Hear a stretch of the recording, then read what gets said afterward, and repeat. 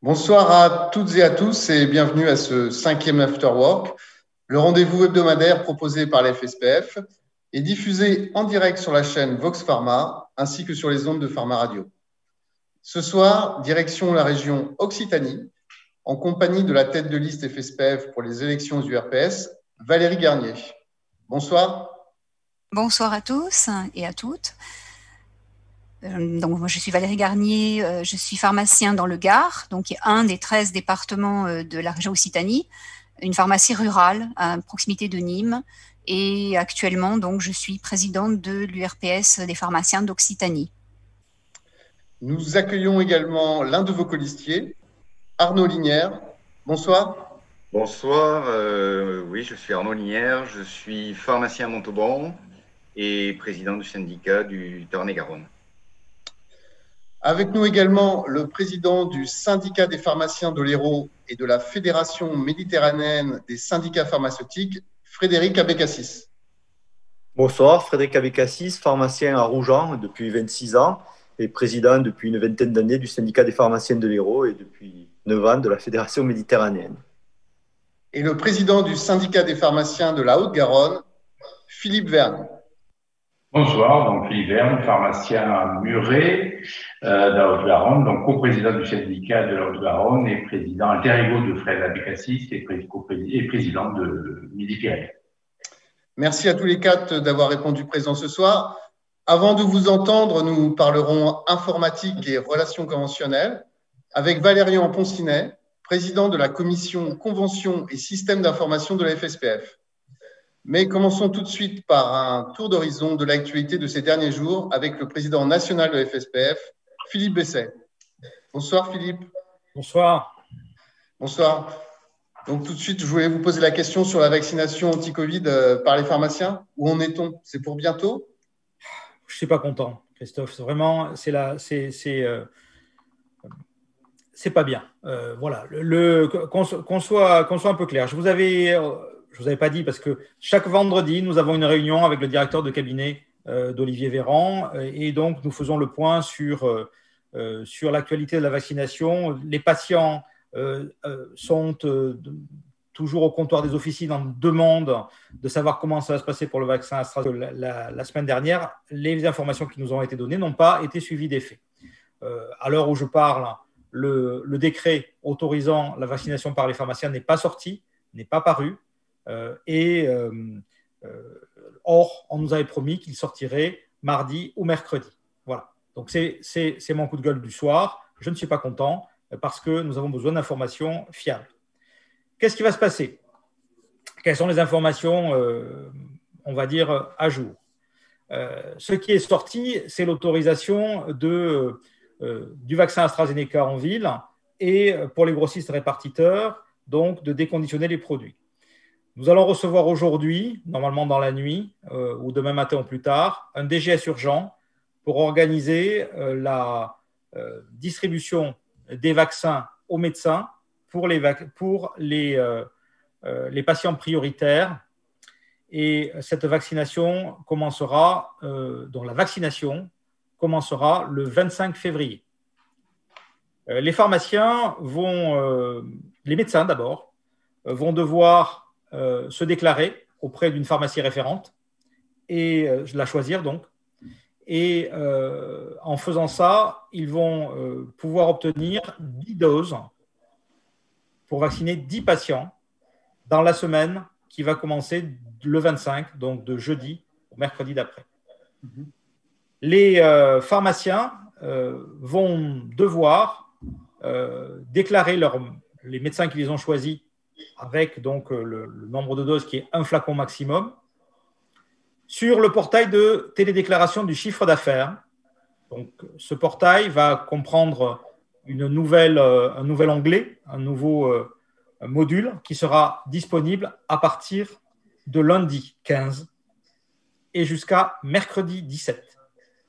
Donc, entre lundi et mercredi, si des médecins se sont déclarés pour vouloir des vaccins, nous devrons renseigner ce renseignement sur ce portail de télédéclaration des ARS.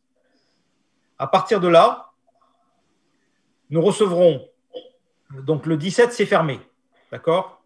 À partir de là, nous recevrons les flacons à destination des médecins entre le 22 et le 24 février. Ils pourront venir les chercher à partir du 25. Les flacons seront avec les seringues et les aiguilles qui iront avec. Le vaccin, le tube devra être donné au médecin. Le médecin se charge à partir de là du flacon. C'est-à-dire que soit il le prend sans chaîne du froid, auquel cas il doit vacciner dans les 6 heures ses patients, après avoir pris le flacon, soit il se procure un moyen de transport réfrigéré, et à ce moment-là, il peut le stocker dans son frigo, et à partir du moment où le vaccin est ouvert pour la première fois, est percuté pour la première fois, eh bien, il peut rester 48 heures dans le frigo. Ça va recommencer la semaine d'après. La semaine d'après, nous devrons redéclarer sur le même portail de télédéclaration du chiffre d'affaires les vaccins qui seront commandés par les médecins. Toujours pareil, la période de déclaration est du lundi au mercredi et les vaccins seront livrés la semaine suivante, donc début mars.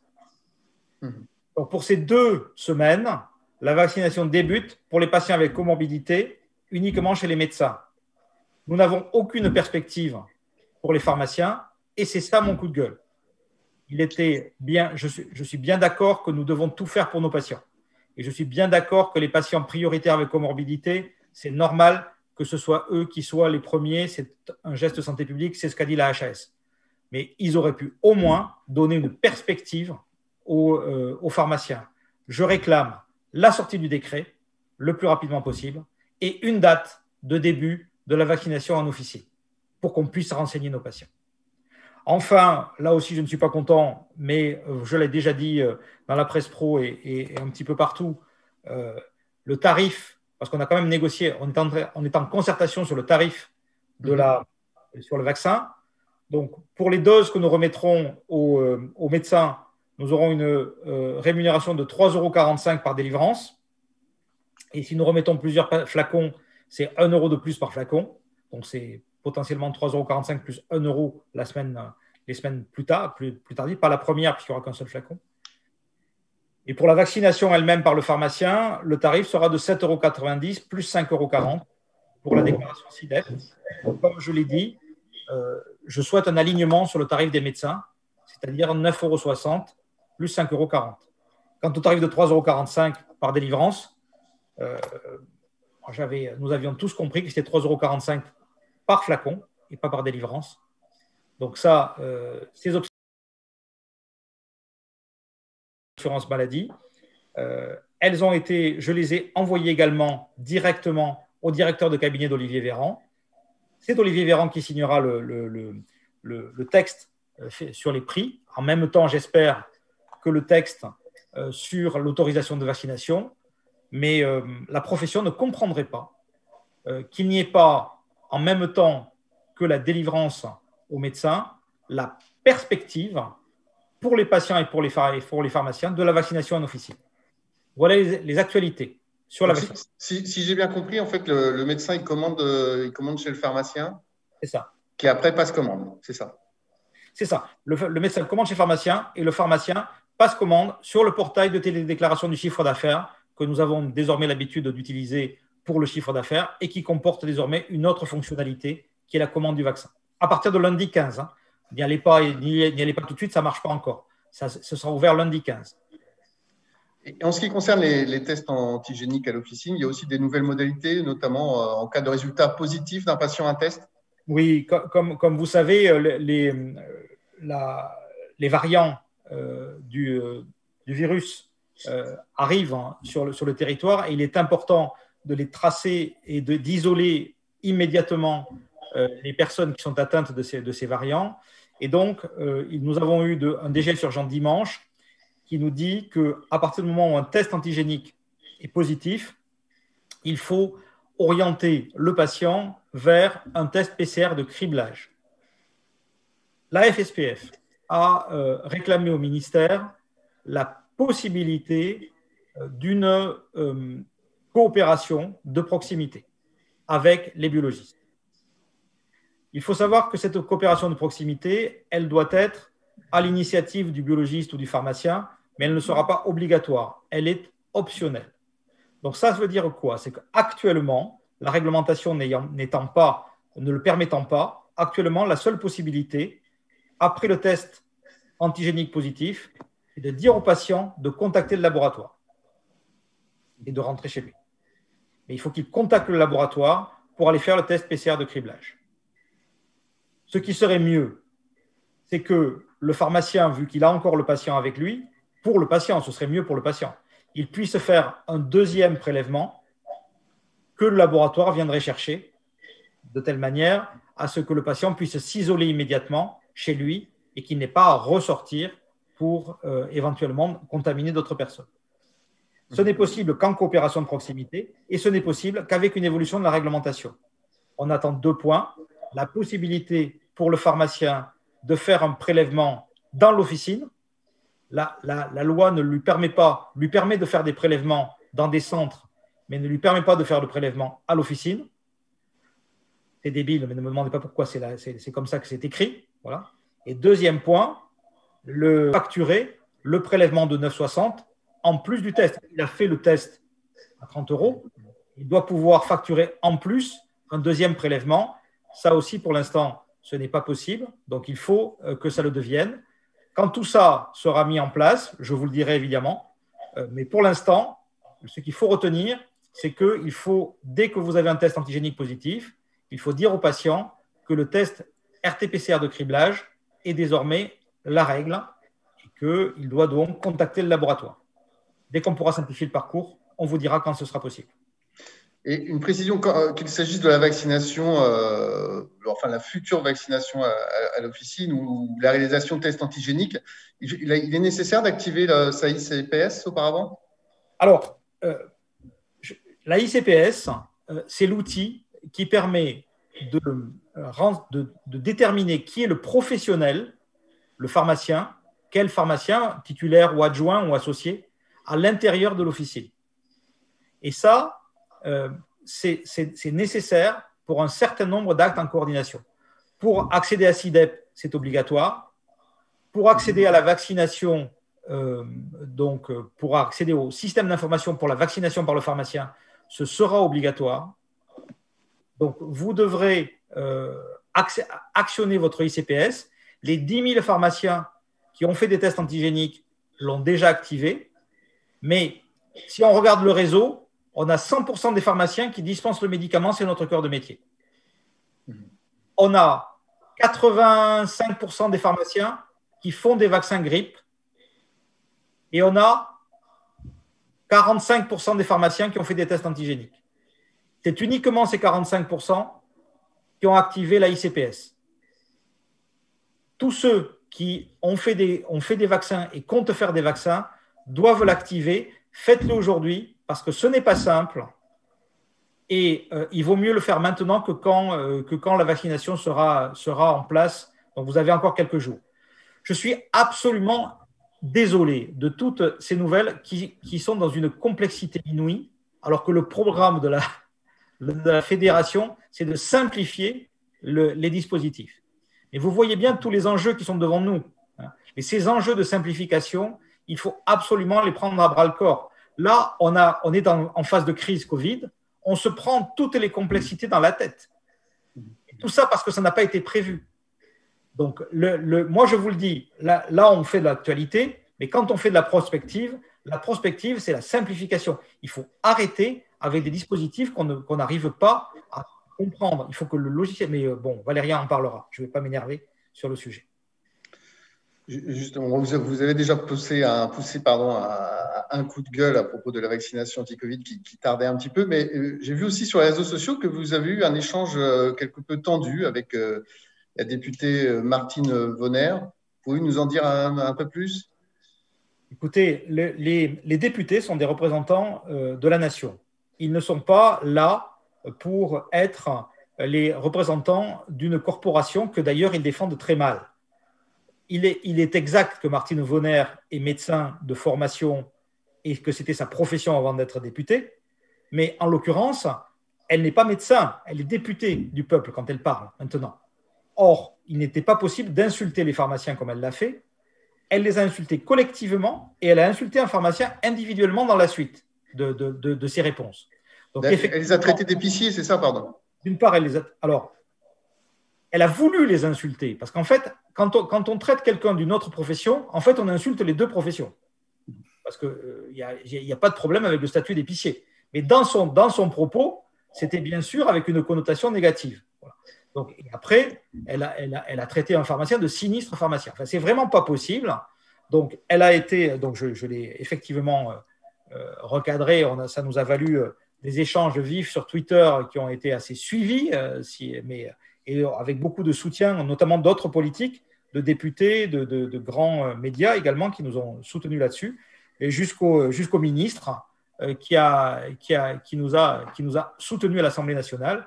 Donc ça, c'était bien, mais pour recadrer le débat et pour dire pourquoi, quel est l'objet de son discours, en fait, il attaquait les pharmaciens qui font leur métier de gardien des poisons. Le médicament, qui est le rôle central et le métier du pharmacien, il doit être utilisé à bon escient. Quand il y a des consignes des autorités de santé, quand il y a des consensus de l'autorité de santé, le pharmacien est là pour protéger le patient et pour faire en sorte que le médicament soit utilisé à bon escient. Quand un médecin veut prescrire hors AMM, ce qui est possible, il doit le faire dans un certain nombre de règles qui ont été d'ailleurs très récemment rappelées par le Conseil de l'ordre des pharmaciens, mais nous avons une responsabilité pleine et entière dans la délivrance ou dans la non-délivrance. C'est notre rôle, c'est notre devoir et c'est notre honneur. Donc, quand il est attaqué, la fédération défendra. C'est aussi ça, la protection des confrères. Merci Philippe. Abordons maintenant les propositions de la FSPF relevant du cadre conventionnel. Alors pour nous en parler, je vous l'ai dit tout à l'heure, Valérian Poncinet, président de la commission convention et système d'information de la FSPF. Bonsoir Valérian. Bonsoir. Alors ma première question, c'est au lendemain des élections aux URPS, il vous faudra préparer une nouvelle convention avec l'assurance maladie. Quels sont pour vous les principaux enjeux de cette future convention ? Alors effectivement, dans les 5 prochaines années, on va devoir renégocier une nouvelle convention avec l'assurance maladie. Il va falloir renforcer le lien conventionnel pour mieux protéger les pharmaciens. Il va falloir aussi renforcer l'efficience des commissions paritaires au niveau national comme au niveau local. Il faudra aussi sécuriser la dispensation du médicament d'un point de vue économique et aussi dans la pratique du tiers payant. Et puis, terminer également le travail sur les indus qui avait été commencé avec la CNAM et la DGS dans le but d'harmoniser les pratiques sur tout le territoire. Et enfin, renforcer le rôle de professionnel de santé et du pharmacien en faisant le bilan du déploiement des entretiens patients et puis en développant éventuellement d'autres accompagnements. Et sur un deuxième plan, avec les AMC, il va falloir aussi renégocier les conventions existantes de manière à sécuriser les échanges, à faire respecter les accords et aussi garantir le paiement. Mais tout ça sans créer justement 2 contraintes supplémentaires. AMC, c'est l'assurance maladie complémentaire. Oui, pardon, c'est les complémentaires. Très bien. Alors, les confrères semblent également avoir besoin de simplification, comme l'ont évoqué les candidats FSPF qui ont déjà participé à l'Afterwork. Alors, que proposez-vous pour simplifier l'exercice officinal dans ce domaine ? C'est vrai qu'il faut absolument simplifier notre travail au quotidien et les outils numériques peuvent servir à cela. C'est déjà, par exemple, dans l'acquisition des droits avec l'assurance maladie, sont des travaux autour d'ADRI dans l'acquisition des droits, parce que en dehors de la présence de la carte vitale, quand on utilisera l'application e-carte vitale, c'est ADRI qui va servir de support, justement. Et puis, avec les complémentaires, l'acquisition des droits en ligne, c'est notamment avec Visiodroit. Et la mise en place depuis décembre 2020, donc décembre dernier, de la résiliation infra-annuelle nous pousse à soutenir un peu la volonté des complémentaires de digitaliser l'acquisition des droits, mais il ne faut pas qu'on le fasse sans sécuriser les confrères, parce que sans convention, le risque il est vraiment gros pour eux. Donc au sujet de l'attestation de droits, par exemple, c'est vrai que c'est assez compliqué avec les complémentaires de parvenir à co-construire avec eux la future attestation, parce que la plupart d'entre elles, en fait, ont tendance à dématérialiser de manière complètement unilatérale, sans concertation, pardon, avec les pharmaciens. Donc là, on fait en sorte qu'il n'y ait aucune contrainte pour l'officine. Et puis la simplification, ça veut aussi dire l'arrivée de nouvelles technologies au service de la dispensation et du tiers payant. C'est ce que Philippe aime bien appeler les e-trucs. C'est l'expérimentation en cours autour de la e-prescription, avec un renforcement du rôle de pharmacien cette fois-ci et une traçabilité aussi de ses interventions. Il y a aussi le développement de l'application e-carte vitale, ce que j'évoquais un petit peu plus tôt, qui vient en complément de la carte vitale physique. Ça va nécessiter une modification des textes réglementaires de manière à avoir les mêmes règles que pour la carte vitale. Et enfin, l'arrivée de la ICPS dont on parlait tout à l'heure, le lancement a été vraiment compliqué, mais la plupart des confrères se sont vraiment démenés sur le sujet malgré les aléas. Il y avait les cartes CPS qui étaient bloquées par les logiciels métiers. À quoi ça sert? Ça veut dire quoi ça? Pourquoi c'est comme ça? C'est vrai que c'était assez compliqué pour eux. Sans réel, elle satisfait des besoins et des désirs immédiats, mais menace le devenir de la planète et de ses habitants. Simplifier et le troisième item, revaloriser. Oui, la revalorisation. Toute nouvelle avancée, elle doit absolument se faire avec une juste valorisation du travail du pharmacien. Donc, c'est les nouveaux accompagnements pour les patients, c'est la valorisation de véritables interventions pharmaceutiques qui peuvent être tracées dans le cadre de l'e-prescription. Toute évolution technologique en général qui pourrait entrer dans le cadre du champ conventionnel. Et la revalorisation, c'est aussi de nouveaux parcours de soins officinaux qu'on essaiera probablement de développer avec les complémentaires. Faciliter aussi le parcours de soins du patient dans les zones médicales sous-denses ou les déserts médicaux. Et puis, enfin, la mise en avant de la valeur ajoutée des pharmaciens dans la coordination, dans les travails dans l'interpro. Merci Valérian. Philippe Besset, vous voulez ajouter quelque chose? J'ai pas mal de questions. J'ai pas dû être. Il faut dire que c'était assez touffu sur le vaccin, sur la façon dont ça va se passer. Donc là, vous voulez prendre des questions tout de suite? Oui. Ouais, on peut. Oui. De prendre quelques questions. Frédéric, tu as eu le temps de regarder quelles sont les questions qui. Oui, les questions sont essentiellement liées à la complexité de la commande de vaccins. Alors, les internautes se posent la question, les confrères se posent la question de savoir si c'est les médecins qui doivent directement commander, si ce sont les pharmaciens qui doivent commander, si des médecins peuvent commander dans plusieurs officines. Est-ce qu'il y a un peu de garde-fous à tout ça? Et est-ce qu'il y aura une traçabilité des commandes? Alors, les médecins doivent choisir une officine et à partir du moment, c'est la pharmacie qui va ensuite, à partir du moment où elle est choisie, elle va déclarer sur le portail de télédéclaration du chiffre d'affaires dont je parlais, c'est bien le pharmacien qui va faire cette opération-là. Et à partir du moment où le pharmacien l'a fait pour le médecin, donc il aura sa première dose de vaccin et le médecin ne peut plus changer. Donc le médecin ne peut plus changer d'officine. S'il va dans une autre officine, le pharmacien ne pourra pas renseigner le portail. Il est donc bloqué. Donc il y a un appariement du médecin au pharmacien.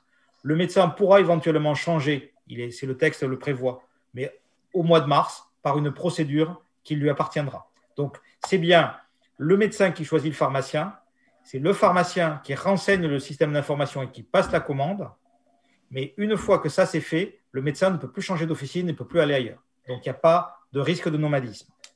Les médecins sont-ils déjà informés de cette procédure et dès demain, va-t-on avoir des demandes ou des lundis de médecins et comment ont-ils été informés? Alors imaginez-vous que vous êtes informé en avance de phase du DGS urgent qui va arriver dans la nuit pour tout le monde, pour les médecins et pour les pharmaciens. Tout le monde va être informé en même temps de cette méthode. Donc ça veut dire que le médecin, il n'a pas beaucoup de temps parce qu'il a vendredi, samedi, dimanche, lundi, mardi et mercredi pour organiser les choses, pour savoir s'il va se lancer là-dedans la semaine suivante, pour savoir quels sont les patients qu'il va contacter pour les trucs et pour choisir son officine et aller commander son vaccin. Voilà. Donc, ils ont 5 jours, les médecins, pour choisir leur pharmacien.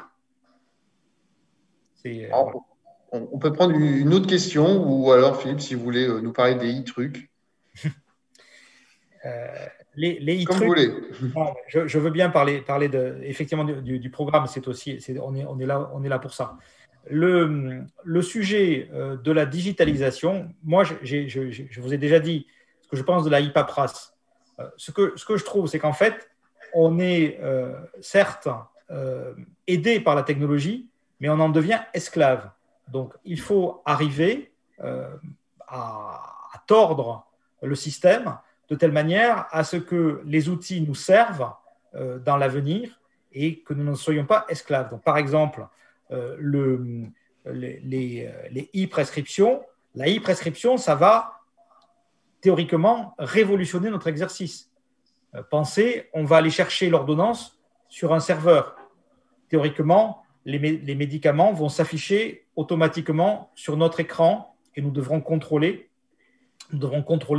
donc ce qui nous arrive et on va transmettre à l'assurance maladie à la fois la prescription médicale et ce que nous en avons fait. C'est-à-dire qu'actuellement, l'assurance maladie ne reçoit que le cumul de nos 2 actes, l'acte du médecin de prescription et l'acte de dispensation. Ils sont obligés d'aller chercher l'ordonnance pour faire des contrôles. Demain, en automatique, on saura qu'est-ce que le médecin a prescrit, qu'est-ce que le pharmacien a délivré. Donc tout ça, ça génère des potentiels énormes, ça génère également des risques énormes et potentiellement des lourdeurs énormes. Dans notre travail, pendant la phase expérimentale et avant de signer quoi que ce soit pour mettre en place la prescription, il faudra qu'on soit sûr que c'est pour bénéfice des pharmaciens et des patients, cette affaire, et pas au détriment. Voilà. Donc, c'est un peu ça. En fait, il faut vraiment contrôler son stylo à la signature. Voilà. Il ne faut pas faire comme mon ami président de l'USPO qui signe tous les documents qu'on lui présente.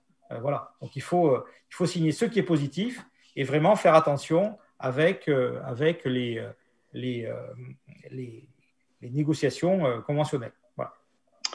Alors justement, la FSPF a choisi de construire son programme en interrogeant les confrères sur leurs attentes. C'était l'objectif de la grande consultation nationale qui s'est donc achevée aujourd'hui.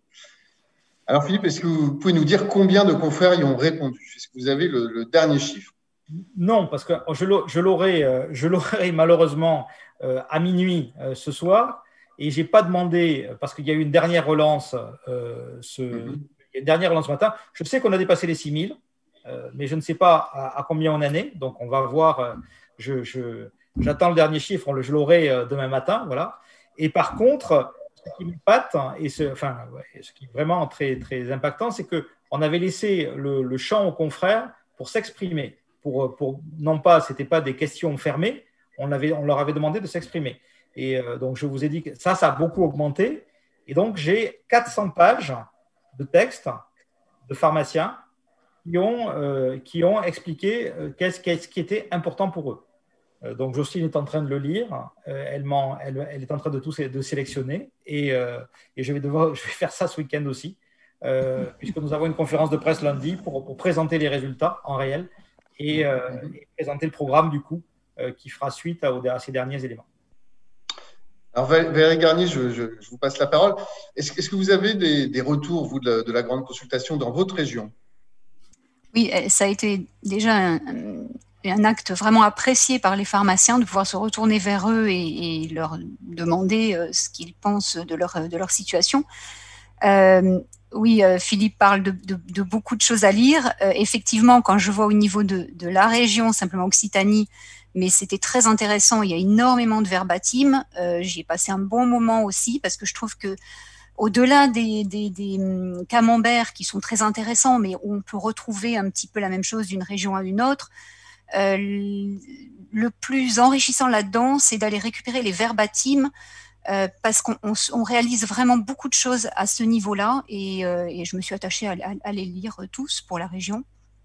Donc, je pense que je vais m'appuyer beaucoup là-dessus aussi pour la suite. Sans surprise, bien sûr, les pharmaciens au niveau donc de leur situation économique considèrent que c'est pas le top depuis quelques années et que leur travail n'est pas valorisé au niveau de ce qu'ils mettent eux comme énergie dans leur travail, leur exercice quotidien.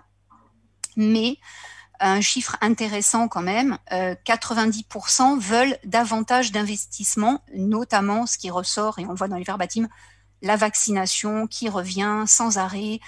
C'est vraiment la mission phare que les pharmaciens veulent prendre.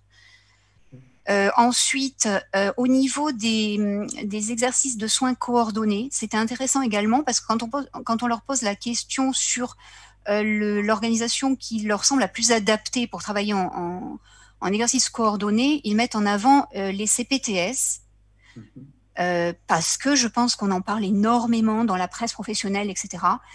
Il y a une méconnaissance peut-être des équipes de soins primaires qu'il faut faire fructifier également parce que c'est la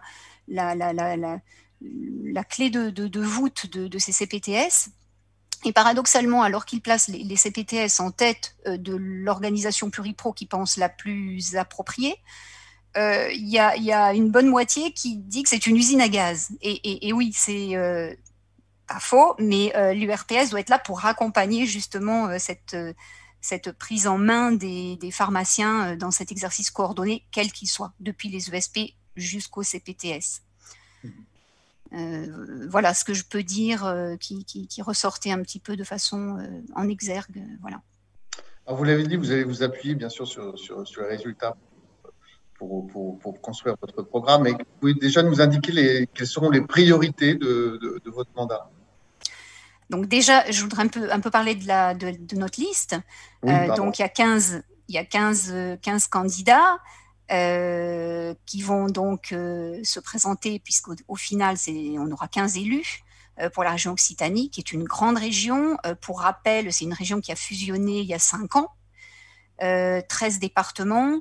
Les candidats qui se présentent sont issus un peu tous de structures différentes, de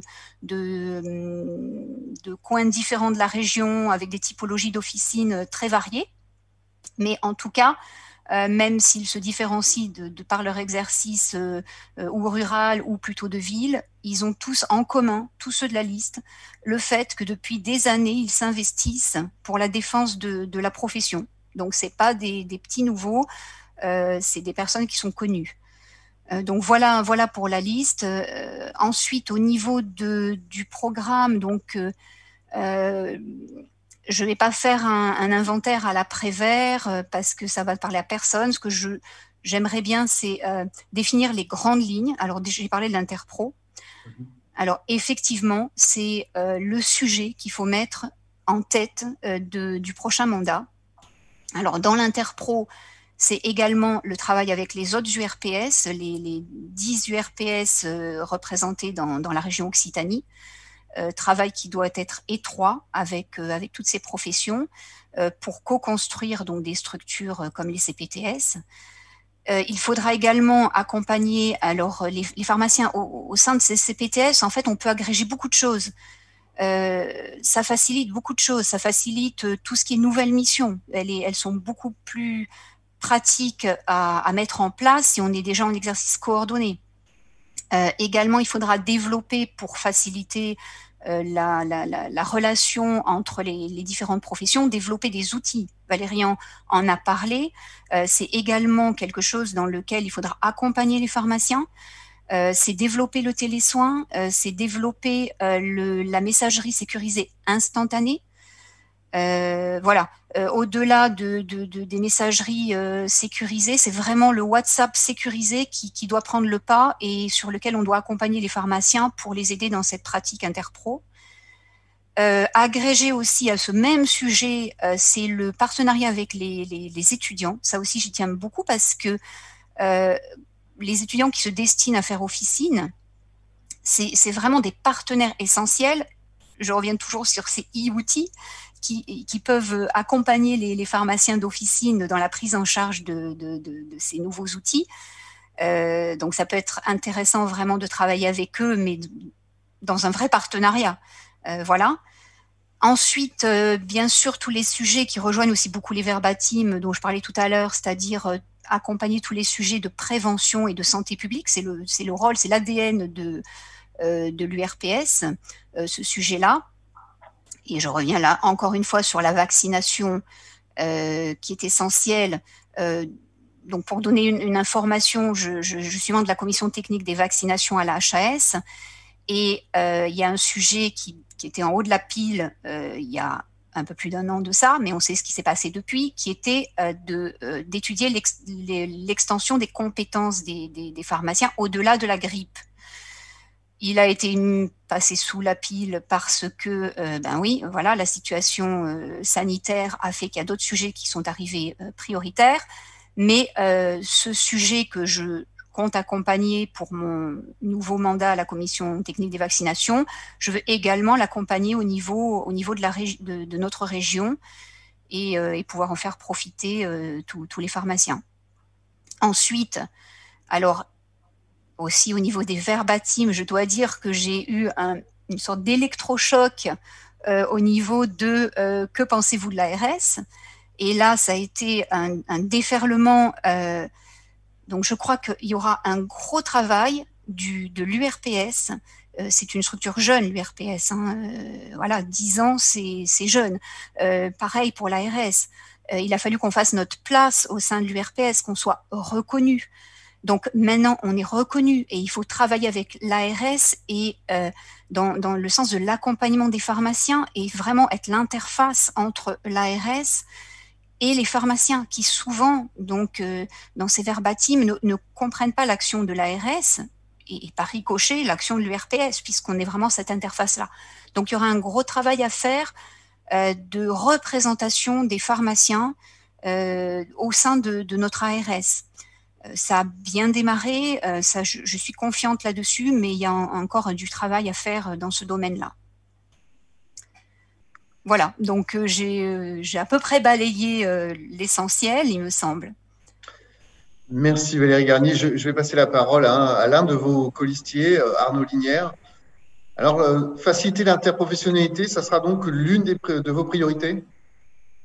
Oui, bien sûr, oui. Il faut, je vais d'abord dresser un bilan régional de l'exercice coordonné dans notre région.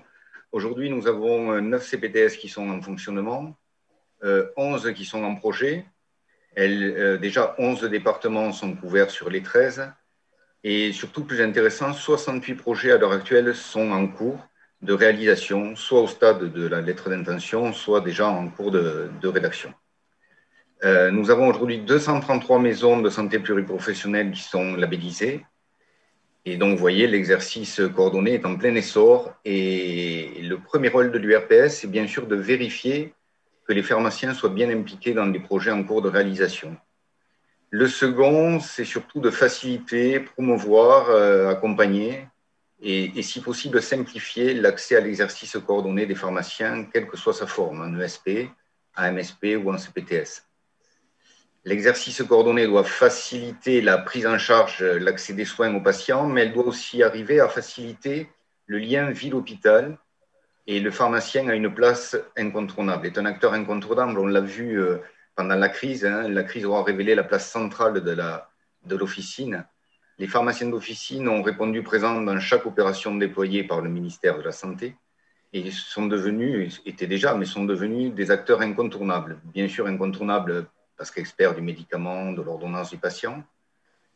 Acteurs incontournables de la prévention, des actions de santé publique, d'éducation. Acteurs de proximité disponibles pour ces patients. Aujourd'hui, 4 millions de personnes rentrent tous les jours dans nos officines. Nous sommes devenus des acteurs reconnus des dépistages, de la vaccination. Nous avons vacciné 4 millions de personnes pour la grippe. Et je pense que la pharmacie est et deviendra encore plus sûrement un lieu de télémédecine qui permettra l'accès des patients des patients qui n'ont pas de médecin vers un médecin traitant. Il faudra aussi qu'on s'occupe de développer des outils comme Spico, qui sont les WhatsApp sécurisés, de liens interprofessionnels. Donc, pour toutes ces raisons, les pharmaciens ont un rôle déterminant à jouer dans l'évolution de la prise en charge des patients, en coopération, bien sûr, avec l'ensemble des professionnels de santé. Et c'est pour cela que l'URPS doit accompagner les pharmacies dans le développement de l'Interpro. C'est très important. Merci Arnaud Lignières. Je vais passer maintenant la parole au président du syndicat des pharmaciens de l'Hérault, Frédéric Abécassis.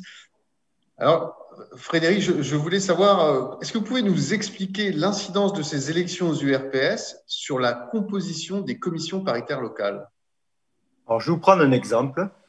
L'élection URPS, c'est une élection qui a plusieurs niveaux. C'est un peu comme si, en faisant un rapprochement avec la politique, le même jour, on faisait une élection qui était législative, régionale et municipale. Quand on a compris ça, on a compris l'importance de l'élection URPS. Législative, pourquoi? Législative parce qu'elle va donner la majorité ou elle va définir le pourcentage de représentativité de tel ou tel syndicat. Régionale, bien évidemment, c'est une élection URPS et on va élire les représentants et les présidents des URPS et la composition des URPS. Et municipale parce qu'elle va déterminer la représentativité locale. Et pour les pharmaciens, avoir une représentativité locale avec des personnes qu'ils connaissent et avec lesquelles ils ont l'habitude de travailler, c'est primordial. Parce que ce sont ces représentants locaux qui vont dans les commissions paritaires locales. Ce sont ces représentants locaux et régionaux qui vont dans les commissions paritaires régionales. Il est donc important de voter, mais pour toutes ces raisons. C'est-à-dire que certains pharmaciens qui diraient « bon, mais moi, l'activité de l'URPS, ça ne m'intéresse pas » ou « le national, ça ne m'intéresse pas », il faut qu'ils soient investis dans cette élection URPS parce que ceux qui vont aller au quotidien défendre les pharmaciens et les confrères vis-à-vis de l'assurance maladie, vis-à-vis des politiques et dans toutes les représentations qu'il peut y avoir du pharmacien au niveau local, cette représentativité-là dépendra du résultat local de l'élection URPS. D'accord. Donc, en fait, on vote pour une liste URPS pour l'Assemblée générale en fait, de l'URPS, mais ça a également une incidence au niveau des commissions paritaires. Tout à fait. Puisque ça donne la représentativité au niveau national et cette représentativité va se décliner et peut même être modifiée localement en fonction des résultats locaux. Donc, il est très important pour tous les pharmaciens qui veulent continuer à avoir leurs représentants ou qui veulent changer de représentant au niveau local, d'aller voter et de voter pour les gens qui les représentent le mieux. Et à ce niveau-là, j'ai aucun souci. Dans tous les départements français, tous, sans exception, et là, à la FSPF, on est les seuls. Et il ne peut pas y avoir de concurrence à ce niveau-là. Il y a toujours des pharmaciens FSPF pour représenter leurs confrères. J'étais encore il y a quelques jours en commission paritaire locale. Vous avez dit que j'étais président du syndicat de l'Hérault. J'étais à la commission paritaire locale des pharmaciens de l'Hérault. Il y avait 6 représentants de la FSPF qui ont fait le job, qui sont arrivés avec des dossiers, qui connaissaient tous les problèmes de leurs confrères et qui ont défendu la profession. Et cette représentativité-là provient du fait que dans le département de l'Hérault, on avait un favorable à la FSPF. Merci Frédéric Abécassis. Alors, Philippe Vergne, vous êtes président du syndicat des pharmaciens de la Haute-Garonne. Alors, je voulais aussi vous poser cette question. Qu'apporte la FSPF à l'URPS par rapport aux autres syndicats? Fred m'a un peu coupé la roue sous les pieds, en fait. Il vient de dire ce que j'avais envie de dire, à savoir que notre syndicat… Vous êtes d'accord, c'est ça qui est… Je suis d'accord, c'est évident, c'est une certitude. Notre syndicat est une agrégation de syndicats départementaux. Nous sommes très présents dans tous les départements, et en Occitanie, Midi-Pyrénées et Languedoc-Roussillon, bien sûr, nous sommes présents à tous les niveaux. Et nous avons une liste avec des candidats quasiment dans tous les départements. Donc, nous avons une représentation locale très, très forte pour répondre aux demandes de Valérie, qui, si elle est élue, va avoir des missions qui sont des missions soit départementales, soit sur un territoire, sur une zone géographique bien déterminée. Et partout, nous avons des candidats qui pourront répondre présents et qui seront des interlocuteurs de l'URPS. Donc, en fait, et c'est cette différence-là, puisque je pense que l'autre syndicat est beaucoup plus descendant, avec un président un peu hégémonique et une représentation qui est à mon sens, régionale et qui ne descend pas trop au niveau départemental. Donc ça, ce qui fait la différence. Donc, et maintenant, il ne reste plus qu'à, effectivement, comme disait Frédéric, aller voter, se mobiliser pour qu'on ait des représentants dans un maximum de départements de notre belle région. Voilà ce qu'on peut dire en quelques mots.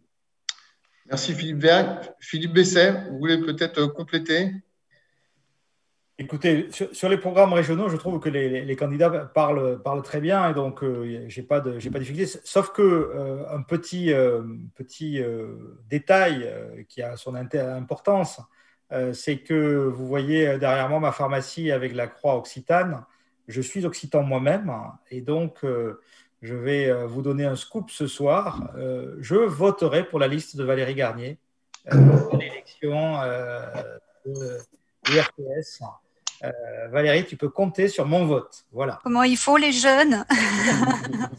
Ça, c'est intéressant aussi à voir parce qu'en fait, je n'ai pas voulu que les membres du Bureau national soient candidats à l'élection URPS.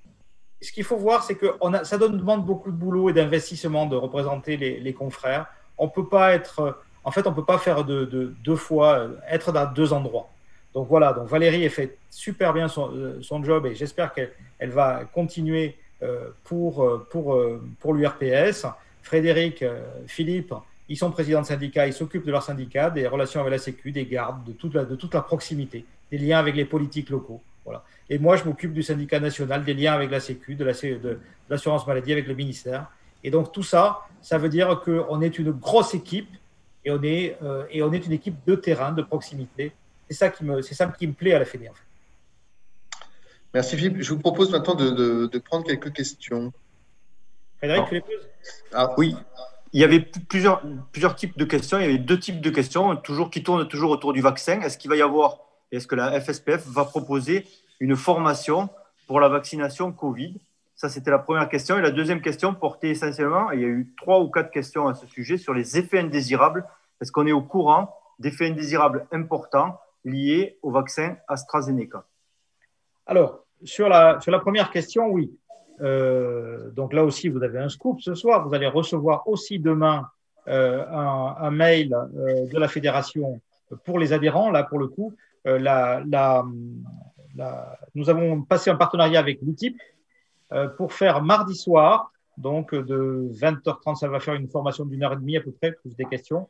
20h30, nous aurons en live une formation organisée par l'UTIP autour de la vaccination Covid. Il faut que vous sachiez que la formation pour la vaccination Covid est réputée remplie, enfin en tout cas le geste, l'autorisation est réputée remplie à partir du moment où le pharmacien vaccine contre la grippe et c'est déclaré qu'il faut vacciner contre la grippe. Néanmoins, il faut, excuse-moi l'expression, une piqûre de rappel sur les modalités de la vaccination Covid, sur la maladie elle-même, sur les différents types de vaccins, donc une formation scientifique. Donc, c'est avec l'UTIP que nous faisons ça. Nous faisons ça mardi soir à partir de 20h30 en live. Donc, ce sera en live sur notre chaîne vidéo, mais également sur le Facebook adhérent. Hein, donc, pour tous ceux qui seront en live sur le Facebook adhérent, plus sur notre chaîne vidéo. Et nous le mettrons en replay également pour ceux qui vont le louper, comme ça vous pourrez l'avoir. Donc ça, c'est sur tous les aspects scientifiques.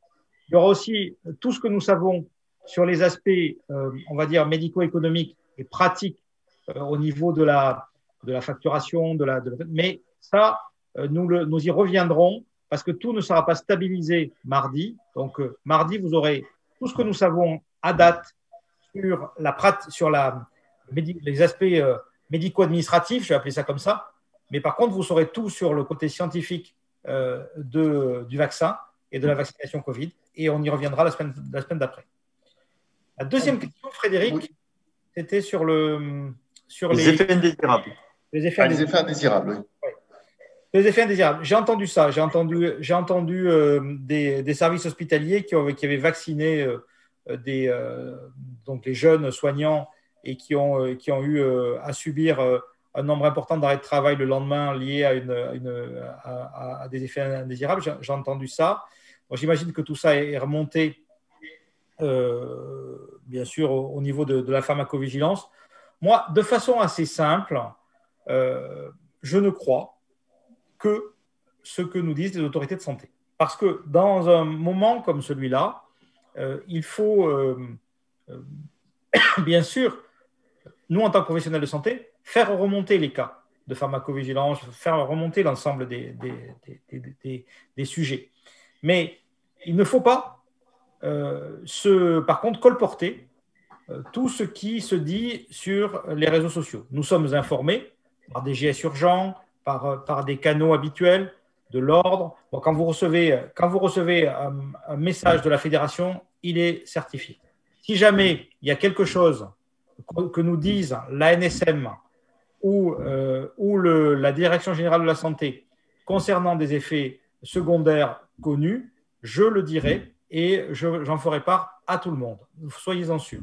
Donc, pour l'instant, je suis comme vous, je lis les réseaux sociaux, je regarde, mais je fais des déclarations quand il y en a à faire. Voilà. Là, pour l'instant, la seule déclaration que j'ai à faire, c'est que moi, j'ai été vacciné et revacciné avec le vaccin Pfizer et que ça ne m'a fait absolument aucun effet secondaire. Une question sur les cartes professionnelles de santé, sur les ICPS. Est-ce qu'il est nécessaire d'avoir une ICPS par pharmacien ou par pharmacie? Par pharmacien. C'est justement l'objet. La différence, en fait, la CPS est une carte personnelle. Mais en fait, pour vous expliquer, nous avons dévoyé son utilité. Et en fait, nous l'avons mis dans un des lecteurs de l'officine et elle signe pour l'officine. En fait, quel que soit le pharmacien ou l'opérateur qui fait l'acte, tout part avec la signature électronique de celui qui a mis sa carte, le titulaire, un des titulaires généralement. Donc, quand un titulaire a mis sa carte, tout part avec sa signature. Même s'il est en vacances et que c'est son associé qui fait tous les actes, ben c'est quand même lui qui signe tous les DP et tout le temps les télétransmissions à l'assurance maladie. Donc, en fait, ce n'est pas une carte individuelle, c'est une carte qui signe l'officine. Bon, c'est comme ça. La ICPS, en revanche, elle est personnelle. Pour chaque pharmacien, quand elle est rattachée à l'officine, évidemment. Donc, bien sûr, les opérateurs savent où exercent les professionnels. Voilà. Mais quand vous faites des tests antigéniques, par exemple, nous, on est 3 dans mon officine à faire des tests antigéniques, bien, chaque fois, on se connecte avec notre ICPS pour faire les tests, comme on va se connecter avec notre ICPS pour déclarer les vaccins. C'est donc, le patient sait quel professionnel de santé a fait la vaccination, quel professionnel de santé a fait le test antigénique. La ICPS, elle est personnelle. On peut encore prendre une ou deux questions. Ouais, 2 questions. Il y avait notre ami Denis Millet qui demandait il faudrait déclarer à l'ARS le nom des médecins qui viendraient chercher des vaccins. Oui, avec le RPPS. Donc, en fait, si vous avez… Oui, c'est une bonne question. Merci, Denis, toujours attentif à ces aspects pratico-pratiques. Je vous ai dit que ça commençait dès demain. Donc, si demain, vous avez un médecin qui vient vous commander son flacon de 10 doses, ben, il vous faut un carnet, pour l'instant, pour noter son nom et son RPPS. Et lundi, quand le système d'information sur la plateforme de télédéclaration du chiffre d'affaires de l'ARS sera ouvert, eh bien, vous aurez à rentrer le RPPS du médecin et la quantité qu'il a commandée. Bon, là, c'est limité à un flacon, de toute façon. Autre question.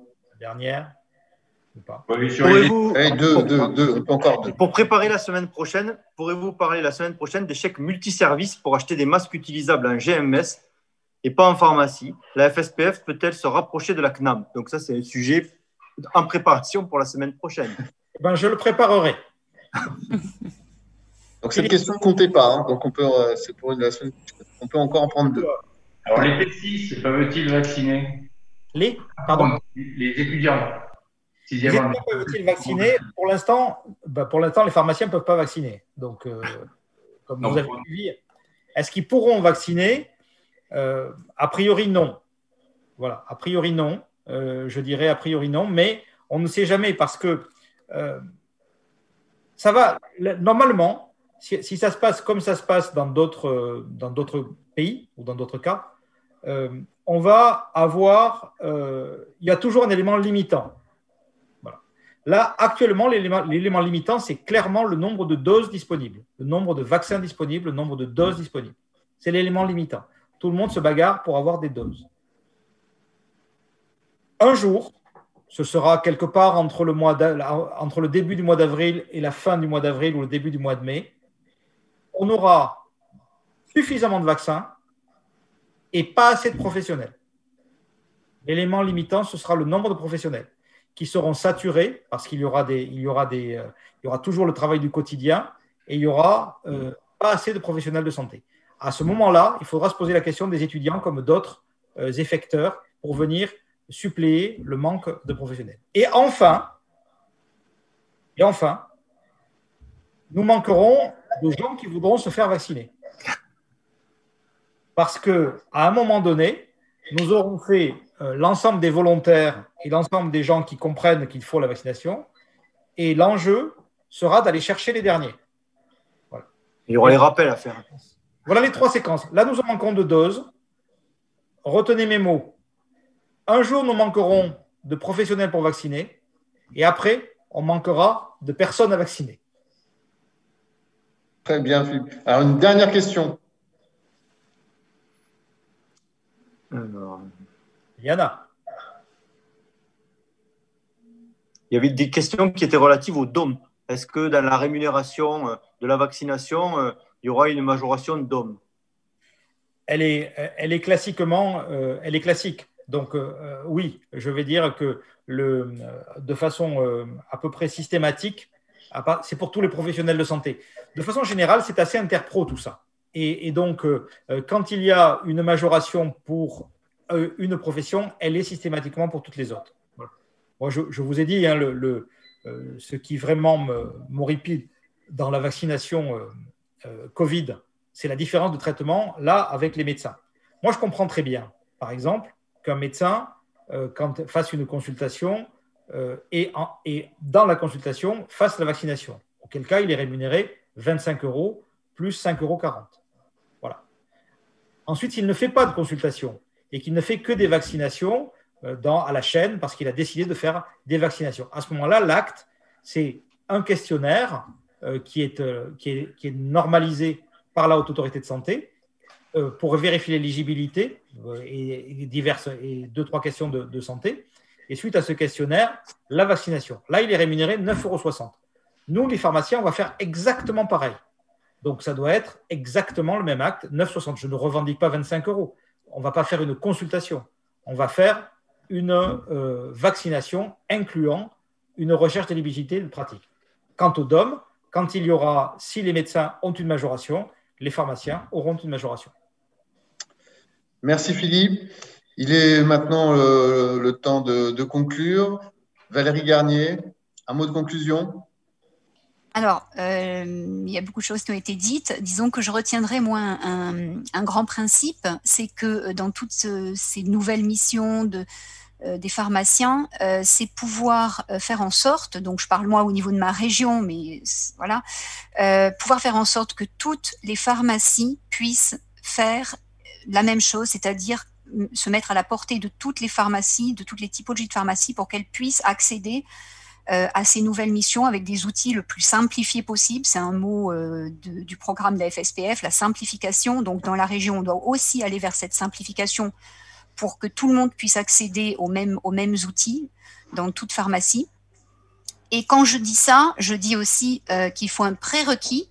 Ce prérequis pour que toutes les pharmacies puissent s'investir, c'est d'une économie qui soit stabilisée. Et là, je suis parfaitement convaincue que la FSPF est le syndicat qui pourra aboutir à cette stabilisation de l'économie des officines, qui est vraiment le prérequis pour que toutes puissent se lancer dans toutes les missions. Et on l'a dit, la portée des élections est importante parce qu'on est une équipe